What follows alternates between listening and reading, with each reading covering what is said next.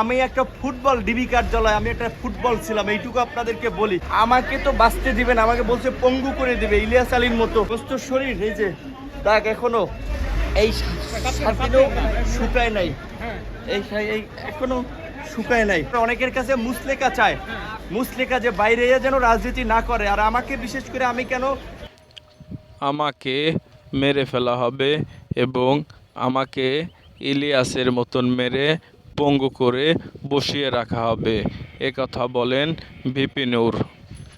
আমি একটা ফুটবল ছিলাম, এইটুকু আপনাদেরকে বলি। আমাকে তো বাঁচতে দিবেন, আমাকে বলছে পঙ্গু করে দিবে ইলিয়াস আলীর মতো। সুস্থ শরীর, এই যে দাগ এখনো এই সাথেও শুকায় নাই, এই এখনো শুকায় নাই। অনেকের কাছে মুসলেকা চায়, মুসলেকা যে বাইরে যেন রাজনীতি না করে। আর আমাকে বিশেষ করে আমি কেন কোটা আন্দোলনকে কেন্দ্র করে ভিপি নূরকে, বিএনপির নেতাকর্মীকে, জামাতের নেতাকর্মীকে গ্রেপ্তার করা হয় এবং ভিপি নূরকে রিমান্ডে নিয়ে কঠিন টর্চার করে ভিপি নূর দাবি করেন আমাকে ট্রিটমেন্ট করানো প্রয়োজন।